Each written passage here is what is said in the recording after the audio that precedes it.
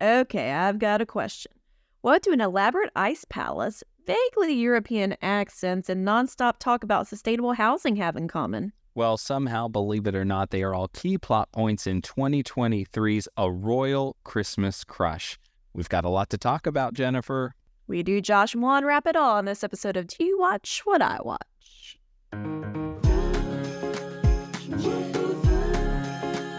If you like holiday movies from the classics to newbies, let's sit down and watch, then have a talk with Jennifer and Josh. Sit down and watch, then have a talk with Jennifer and Josh. Roll out the red carpet. We've got some royal hijinks to discuss on this episode as we officially kick off our coverage of Christmas in July on Hallmark Channel. Yes, it is time, and we are on our way to a place called Fjordland, wherever that might be. Well, we'll get to the plot summary in just a moment, but first, hey, would you do us a favor? Could you like, subscribe, help us grow our podcast, and connect with us on all of our social media channels? It really helps us grow when folks write great reviews and give us 5-star reviews, so go ahead and do that if you would for us. You can find links to everything you need at our website, www.doyouwatchwhatiwatch.com. Here's the plot summary for A Royal Christmas Crush, direct from IMDb. Ava accepts the opportunity of a lifetime to work at the Royal Ice Hotel, which leads her to a surprise whirlwind romance with the most important guest of all, the Royal Prince himself.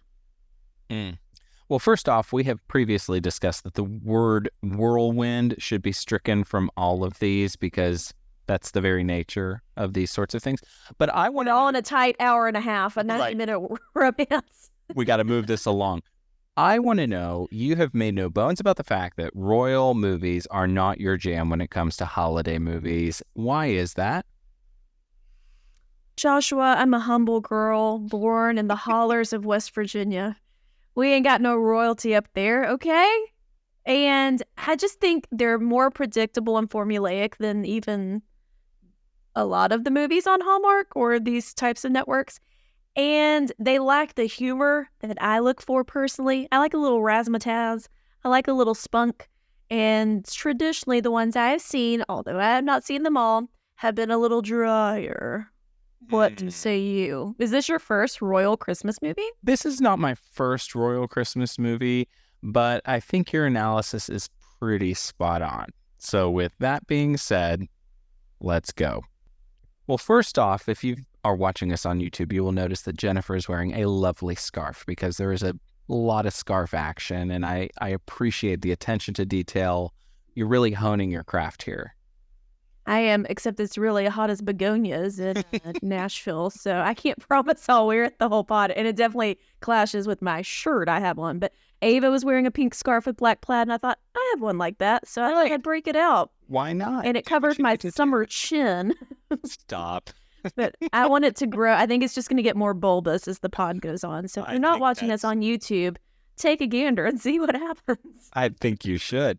Yeah, so curtain up on this one, and we are in New York City. We see a bustling architecture firm. Models are apparently ready for a client, and our female lead, Ava, is wearing really, really smart glasses, and she gets a text from her uncle Carl, spelled with a K, of course, who needs help with the interior of his new ice castle, which is not a text I think I've ever received from my uncle, but that's neither here nor there. She doesn't want to take the jaunt over to Europe because of her #career, but Uncle Carl manages to talk her into it in about 4 seconds, and before we know it, she's on a plane. So here we go. Well, she's used to building models like all architects do on a daily basis. Right. Not that you would have intimate knowledge of that or anything. No, not at all. But that's how you know she's an architect. Moving on. Turns out this ice castle is a bit of a tradition in this European country. As I said, I think it's called Fjordland, which I think we're led to believe is like sort of Sweden, maybe Finland, kind of in that neck of the woods, right? Yeah. We should get a map of all the made-up cities and countries and places on the Hallmark metaverse.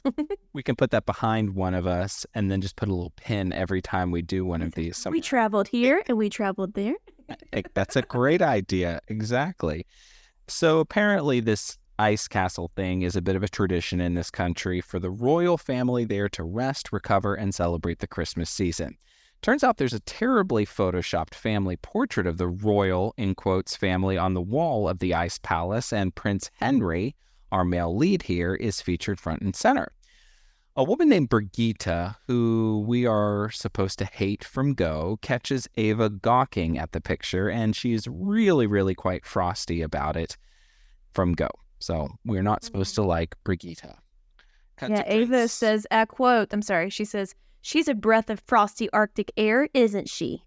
Well, that's the line of the movie for you right there. So cut to Prince Henry here. He has some sort of relationship drama with a gal named Astrid that was apparently picked up in the news tabloids there in Fjordland. And an even bigger problem, ruh-roh, he doesn't have a date to the upcoming Christmas ball. Yikes, yet again, we get a trope that singleness is a problem. So yeah, gotta get a date, gotta boo up for the holidays. Seriously. We're back at the Ice Palace, which looks perfectly decorated, so I'm really wondering why she's really there at all. But you think it's perfectly decorated? Well, I mean, as ice palaces go, it's not like I have a whole lot of context for this sort of thing. Your thoughts? I thought it looked more festive in the Hobby Lobby Christmas tree section than this palace. There were like 3 artificial trees. They had not even fluffed properly, so you could see like the gap between sections B and C, or B and C on the bottom. Give me a break. There were no ornaments. There was no garland. Well, maybe Ava was there to my scarf now to fix the day. Just retreat back into your scarf. So because Ava's there, of course, she needs to do some work. So we get an ice interior design montage. She awkwardly chisels a little bit and points at walls while she's wearing a hard hat. Because that's what architects and designers do. They chisel ice. That's part of their formal education. Ice chiseling. Ice chiseling 101. Anywho, the royal family is up in arms, not about world conflict, what's happening with NATO, the Russian-Ukrainian conflict. No, it's all about Henry's singleness. His mom and dad look more like older brother and sister to me. And by the way, what are these accents? It was so bad. The age difference or lack thereof was comical. I really thought, oh, okay, I did miss it. It must be like a brother and sister-in-law thing. No. They did they'd painted some gray hairs on one guy, I think, like in one little patch. It was so unbelievable. Could we not get anyone older to travel to this ice palace to film this movie? Because what in the world? And I read online that they actually shot this movie in Connecticut, so presumably this was not a difficult sell to try to get an older actor there, but nevertheless, this is what we are left with. Did you read that? Because the Ice Palace is in Canada. Well, I think they shot a lot of the other scenes in Connecticut. Following. A little bit of this, a little bit of that. Yeah. Because the Ice Hotel, Hotel de Glace, is near Quebec or in Quebec, Canada. And they build it every year.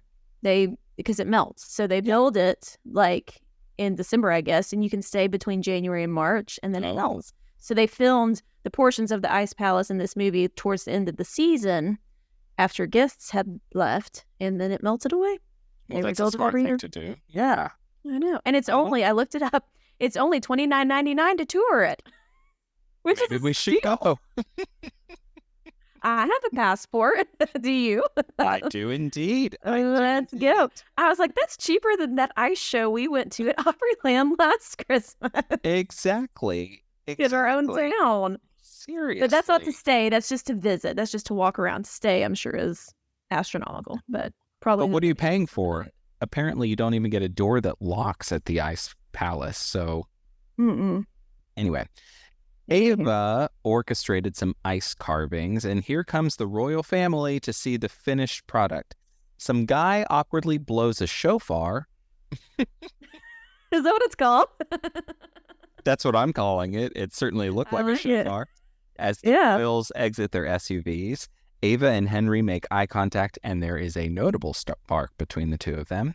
Ava quickly learns that Henry is single, and we also learn that Brigitte's daughter, Sigrid, I think that's what her name is. Yeah. Is back in town and really oogling the prince. We get our meet cute. Ava starts talking about fate since she used to build ice castles when she was a child, dreaming of being a princess in a winter wonderland, like all of us did.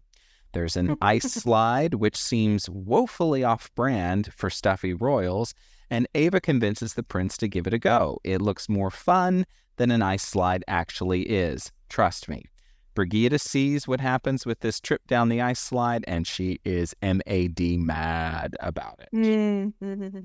And I like the music leading up to the ice slide. You would have thought they were jumping off the Empire State Building. It was so suspenseful.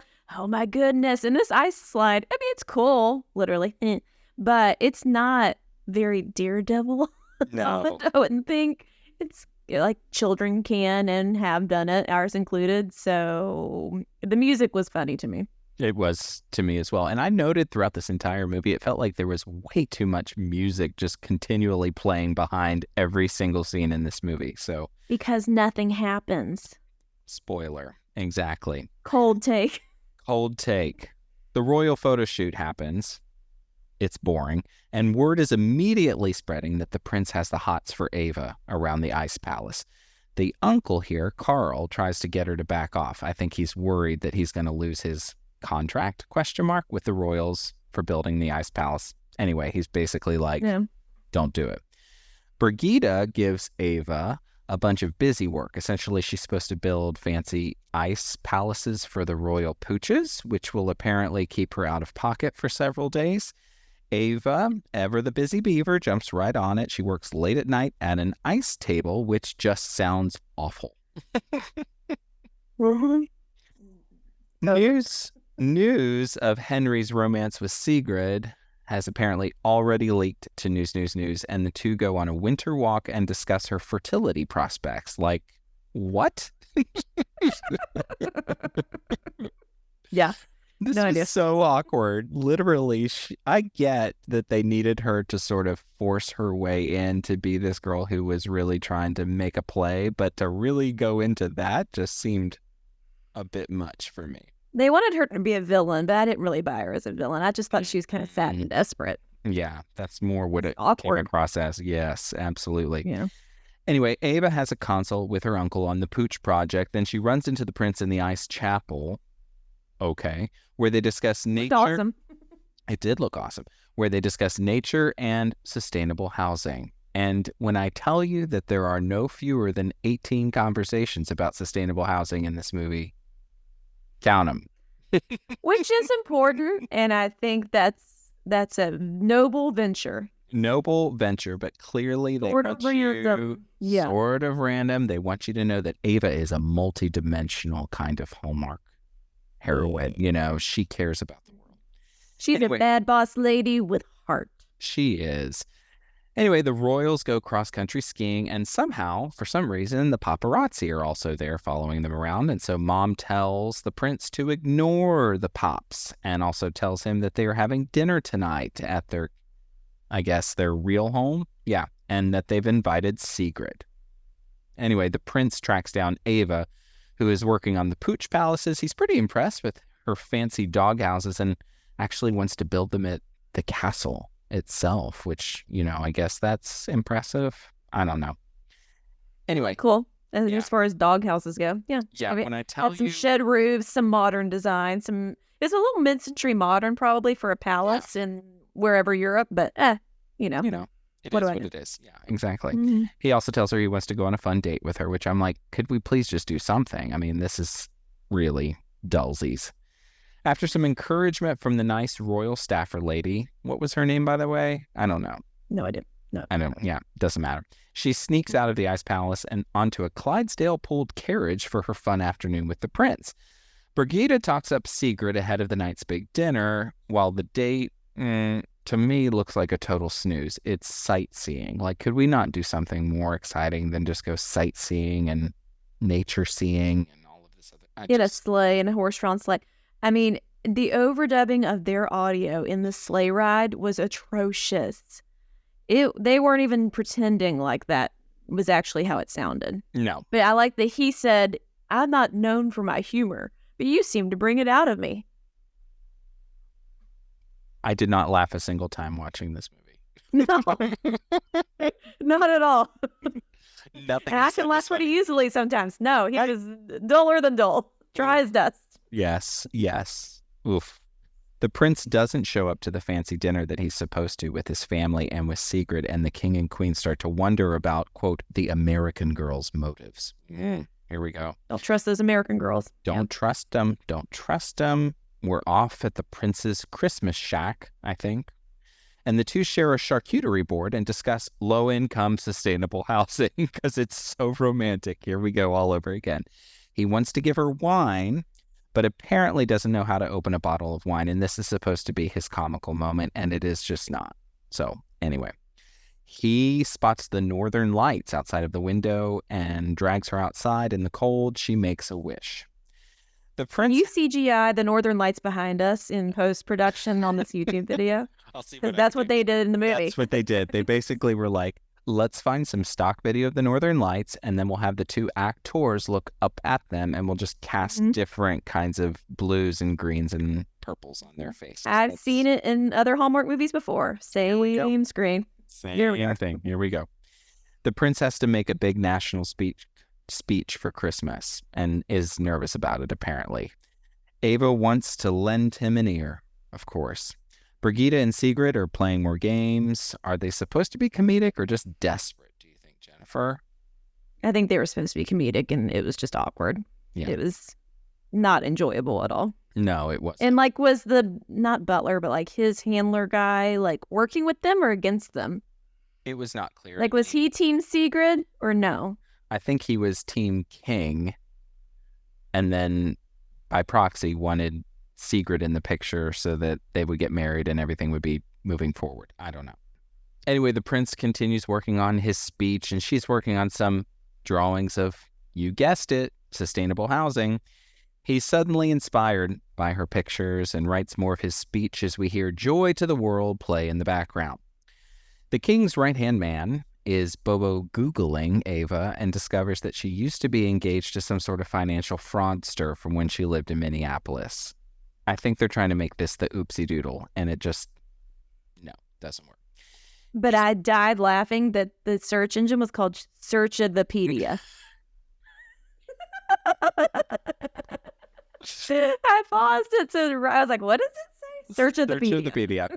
Which, the fact that that was the heartiest laugh that you have thus offered in this episode tells you everything you need to know about this movie. A corny take on Google search. Yeah. Oh, gosh. But I do think they should use Searchathepedia in all your movies when they're searching stuff. That's funny. It's an Easter egg. I love it. Yeah. Anyway, he's off practicing his speech by the outdoor fireplace. Ava suggests that they take a break from things and maybe take a dip in the hot tub. Okay. They flirt in the hot tub, and afterwards, News is there, of course, and they have a few pics of now Ava and the prince as they leave. So this is about to come out publicly that the prince is with Ava. She's a dirty American.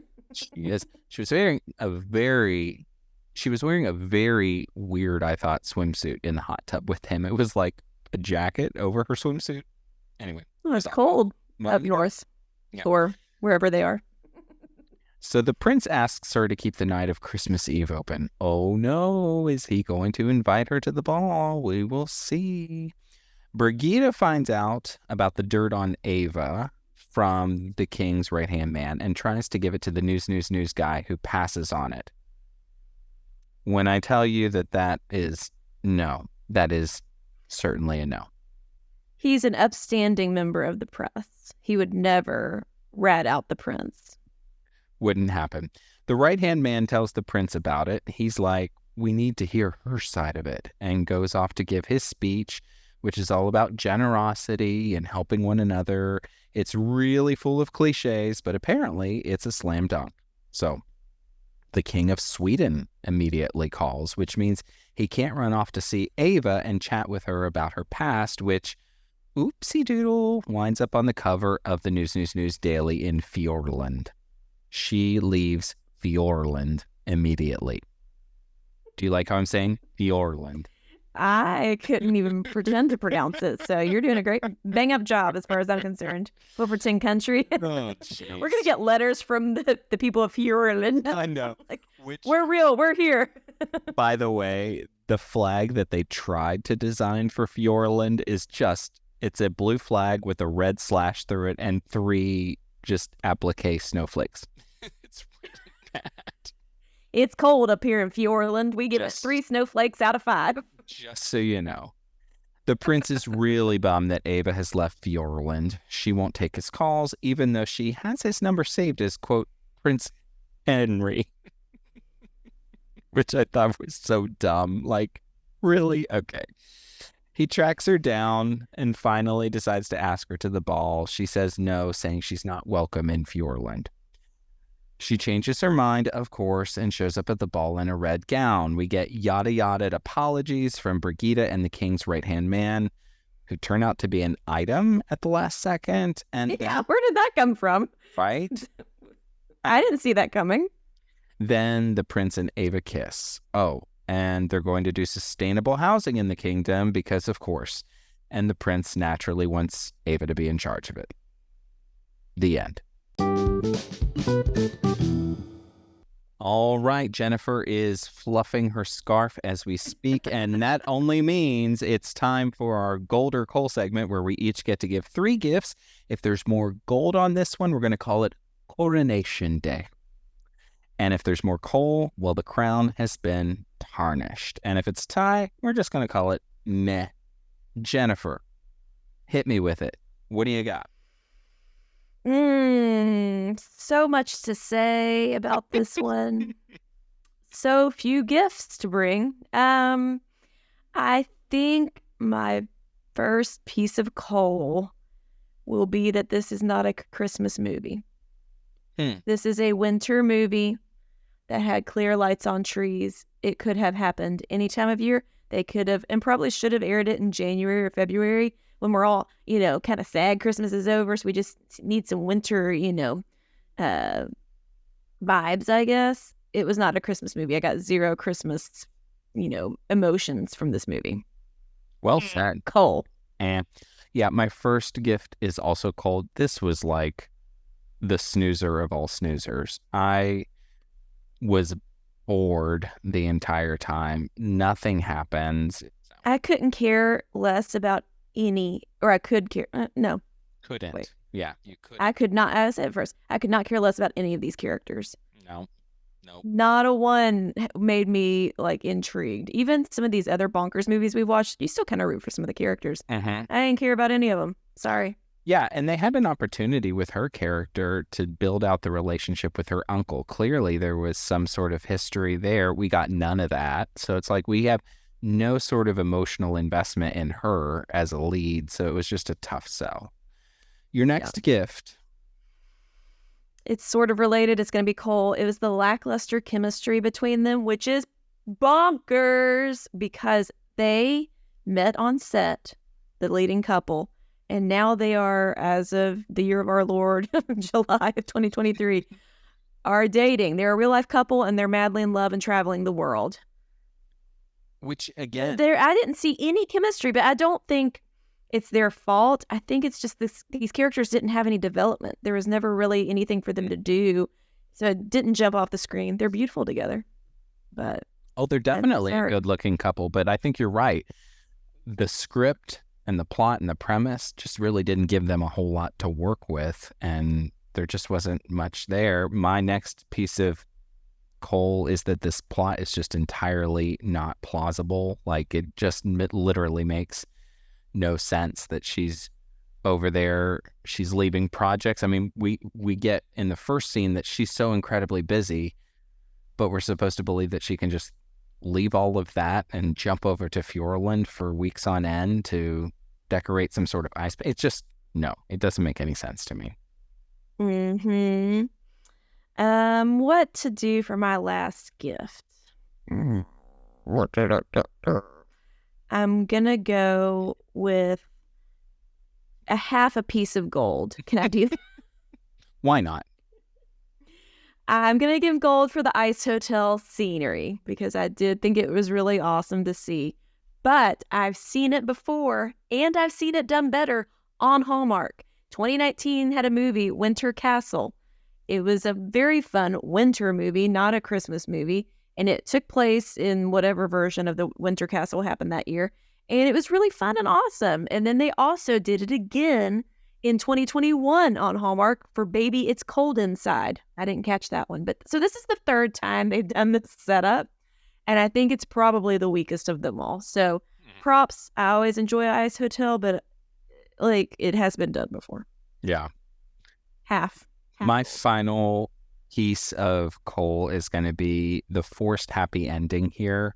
I just wish that sometimes these folks would let villains be villains all the way through. Like the way that they yada-yada'd the conclusion with Brigida, just, I didn't like it. She just saunters up at the end and she's like, oh, by the way, I'm so sorry because you guys are definitely meant to be together. Like, Yeah. no, you were totally mean to her the entire way through this film. Like, no. And what happened don't to do that. Sagrid? Was that her name? Yeah. Sagrid. She just Yeah, disappeared. what happened to her? She just disappeared. So it's like, no, don't do that. Don't try to tie a bow on every single thing. Let villains be villains and get their consequences for being a villain, you know? I don't. Let Claire St. Clair be Claire St. Clair. Thank you. Yes. Let Claire St. Clair get her comeuppance. That's a callback, by the way, to one of our all-time favorites, Snow Bride. I miss it. It's a good one. Might have to Especially in pull it moments out. like this. Right? I need a palate cleanser. I need to go watch Snow Bride We do need a and palate cry cleanser. into my scarf because this movie was so Seriously. bad. Seriously, we do need a palate cleanser because the score on this one is, I guess, what? It's going to be 5.5 coal, thanks to Jennifer, and Sorry. 0.5 gold. So regrettably with this one, the crown has been tarnished. Final thoughts for you, Jennifer. I mean, we already talked about most of my other little comments. Like the casting choices were bad as far as the ages didn't make sense. There was a text, I guess when she texts him at some point or he texts her and they show a close-up of the text. And at the top, it says March 12th or March something. Like, what? What are we doing? Who let that go? What else? I guess that's the highlights of my this was bad. This is rotten. It was Not really, really not great. What about you? I'm with you 100%. When this thing ended, I thought to myself, was this even a Hallmark one? Because this feels more like not even a Mar Vista, not even a GAC. This feels like an off-brand one that you might see on Amazon or something like that. That's just filler. You know, it just... Yeah. it I didn't feel heard rumors up that to it was par. acquired. I think it was acquired. Whereas the next one, I wasn't able to confirm that, but the next one for Christmas in July, the second movie this month, was a true Hallmark production. So maybe we'll get some redemption. We need some redemption, Hallmark. Because It's not good. we got a preview for next week's, which does look much better than this one. Mhm. And we also got a preview for A Biltmore Christmas, which looks incredible. And so it's like, Hallmark, you're not doing yourself any favors when you show commercials for these great ones in the midst of this dumpster fire that we're sitting through presently. Yeah, it was just boring. Yeah. Last year's Christmas in July movies were good. So I don't know what happened. Maybe the writer's strike impacted it and they had to pull some stuff or move some stuff around. Maybe this was supposed to air in March this next year. Right. Who knows? I don't know. Could be. All Well, speculation. moving on. And that, dear friends, is another episode of Do You Watch What I Watch? Special thanks as always to Nick Schwartz for our theme song and of course to you for listening. Hey, do you like our podcast? We know you do. So review, subscribe, be sure to tell a friend. We're also on Facebook, Instagram, and YouTube. So connect with us online. You can find links to everything we've got at our website, doyouwatchwhatiwatch.com. Next time, we are going to be watching, recapping, and reviewing Take Me Back for Christmas, which until apparently just about 6 seconds ago was called the Christmas Reboot. So here we go. Oh man, They had a name change on this. So everything's go. fluid here. very fluid. Yes, exactly. Here's the plot summary from IMDb. After a particularly disheartening workday at her local gift shop, Renee makes a Christmas wish for a different life. She wakes up in NYC in a high-rise as the CEO of one of the most successful meal kit delivery companies in the world. That sounds weirdly specific, by the way. So specific. So specific. Everything is seemingly perfect except for one thing. She's no longer married to her beloved husband. Is her new life too full to include her husband, or is she destined to win him back? Oof. We are going to have so much, apparently, to discuss about that, Jennifer. And until then, May your days be merry and bright. Happy Christmas in July, everybody. We'll see you next time.